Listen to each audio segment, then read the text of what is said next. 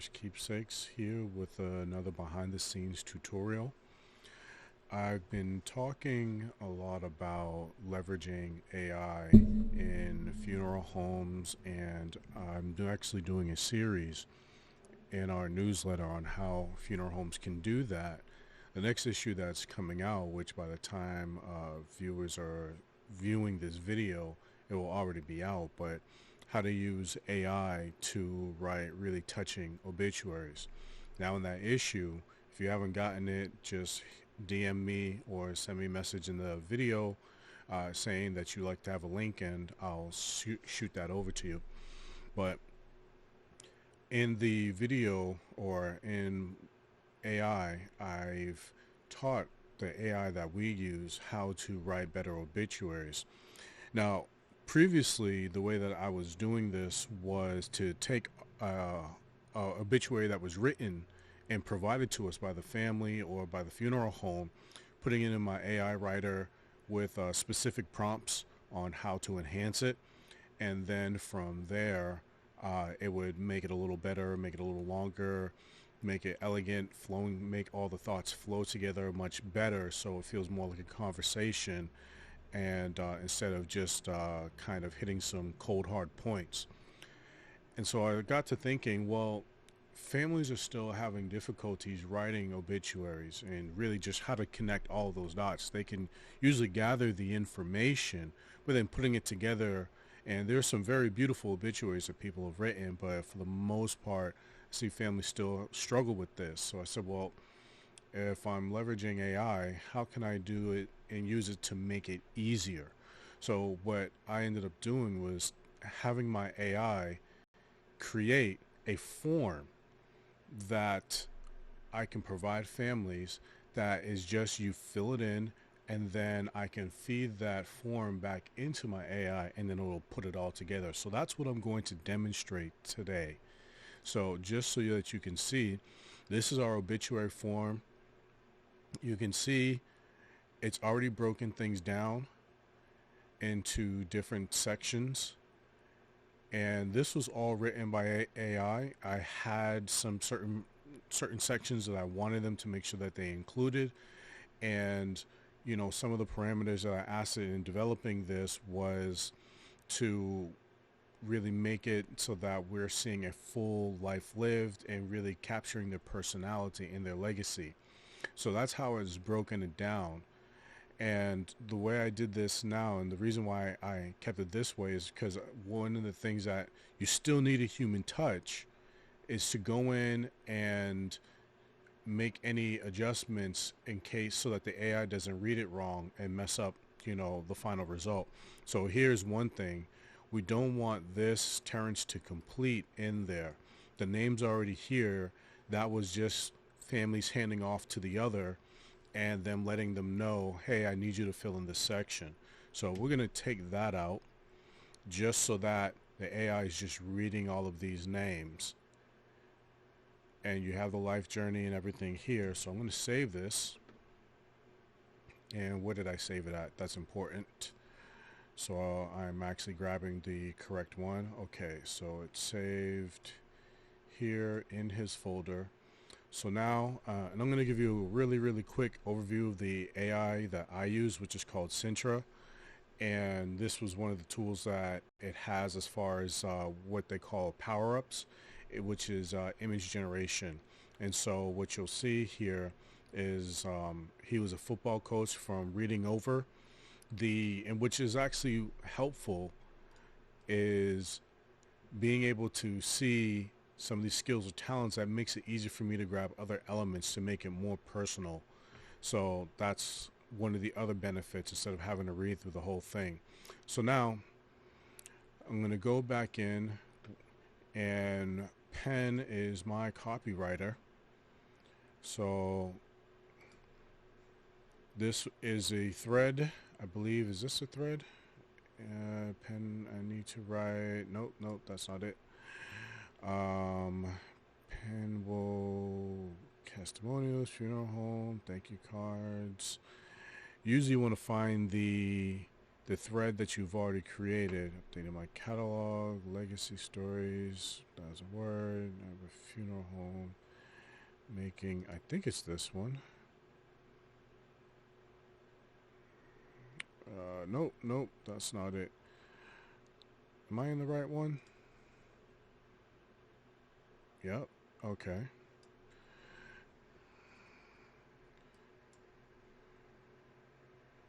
Let's see. Nope, that's not it. I need to write. The reason why I'm trying to find this is because each thread is a learning engine. And so when you can find, when you put it into that thread, then it just gets better and better. Nope.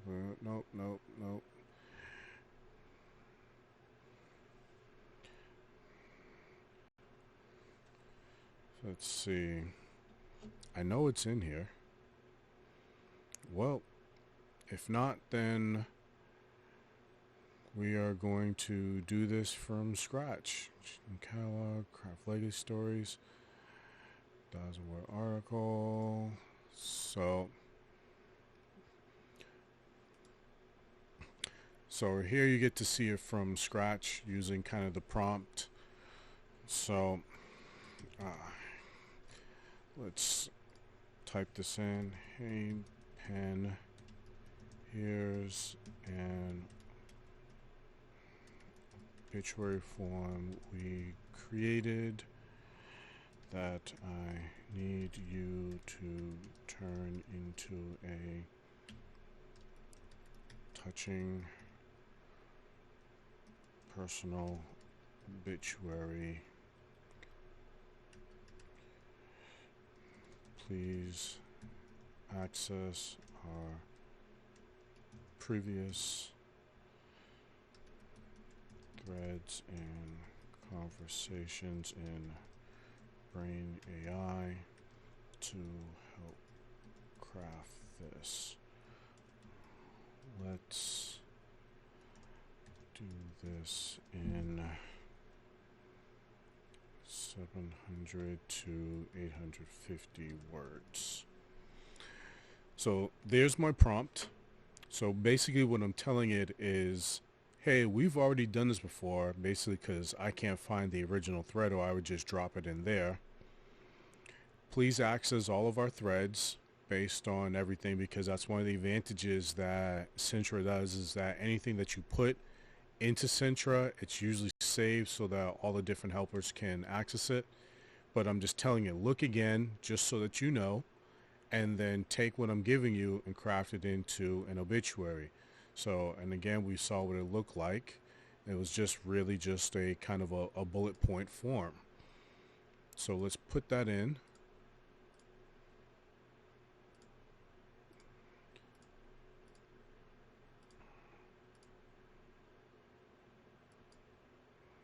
It should let me attach the word form.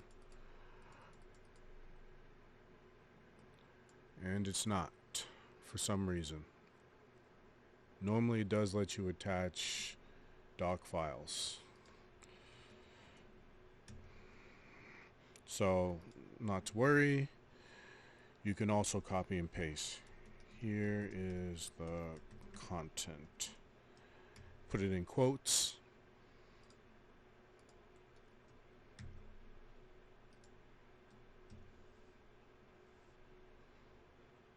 That's right.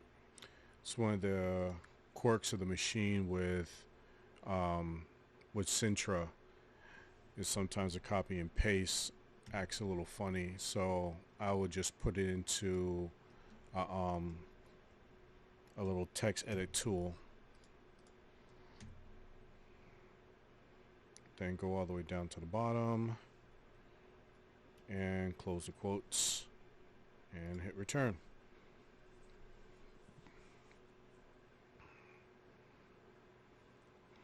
So now it's basically remembering this again, that we've had this conversation, and you can see it's pulling it all together.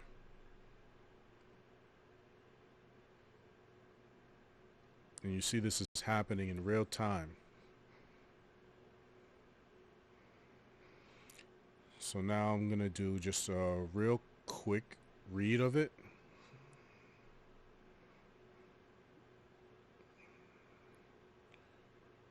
And man, supporter by his family, 11 wives, survivors. Good. And actually, one of the things that I do like is normally in a traditional obituary, the survivors is usually the very last paragraph, and then it just kind of ends there. But here, by me working with the AI, it's actually because of the prompt that I gave it about a touching obituary, it knows that if you want it to be touching, you have to go back into the person's life and legacy, and that's where you end. And so that's what I liked. I'm going to copy that, and then I'm going to drop it in here. So this is where I can go back and edit this because I want to see the how long it is, because I told it 700, 800 words. That's usually kind of where this will fit. And let's take that out. So that's still a little long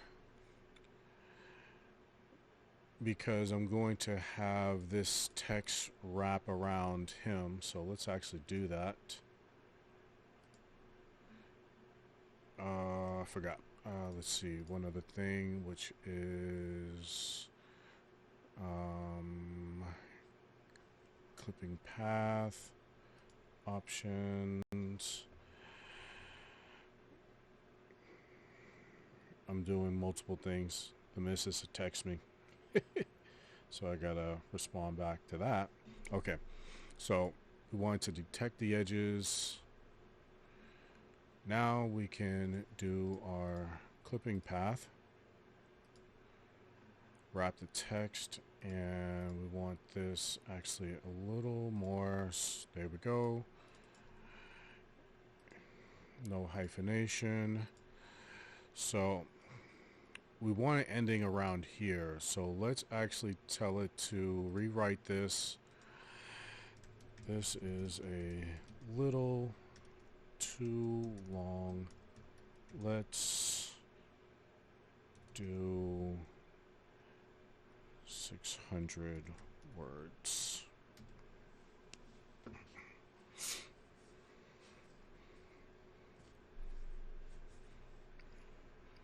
And it's still kind of going into the same thing, carry forward.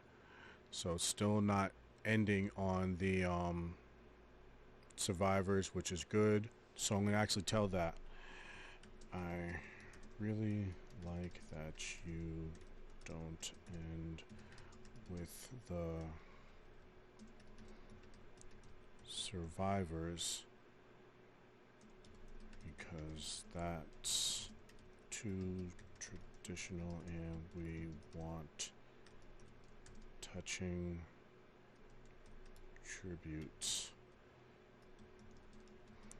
Please save to Brain AI for future obituaries.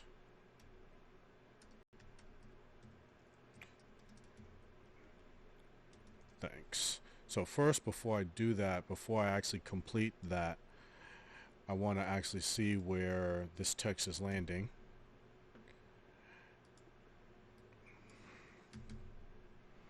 Still a little too, is it actually? For years to come. Let's do this. Let's move him over. That's going to give us, there we go. And that gives us the space we need to finish this up.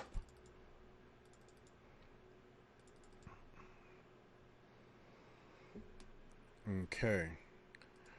So now we'll go back in and tell it to save this. I really like this. Remember this for the future. And that's what it's doing. And that's one of the advantages of Sintra, in that it can do that for me. So that all I have to do is, now that I have this thread, I can just put in future obituaries, and it's going to give me the exact same results.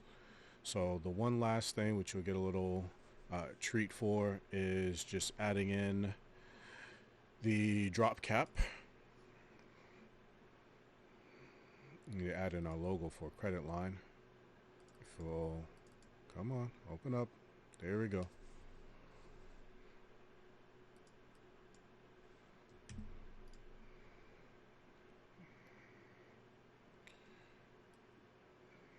So this family also opted to have a QR code.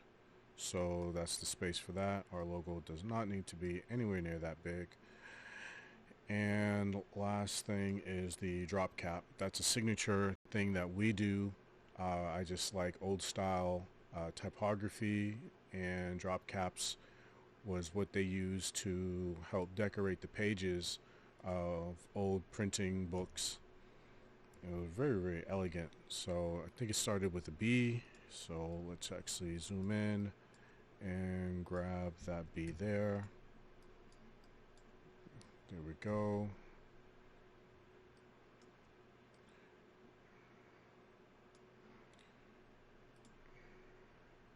And make it white. And edit.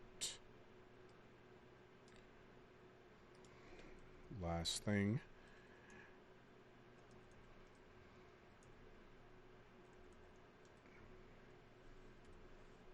Okay. And we just want that up just a little more so that the top of this and the top of the ascenders are matching. But this is pretty much good to go. And we'll send this off to the family for proof. So thank you very much for watching. I hope this was helpful for you. The thing, just as a quick takeaway, is you can't just tell it to make me obituary. You have to engineer, give it specific prompts so that it can give you better results. So telling it some of the characteristics that you want of it, or even saying that act as if you're a professional obituary writer with 20 years of experience, those are the things that's going to help it give you better results. So thank you for watching. Definitely follow for more. And if you're looking to put together a tribute to honor your loved one, we would love the privilege to do that for you. Thank you very much, and wish you the best honoring the legacies in your care.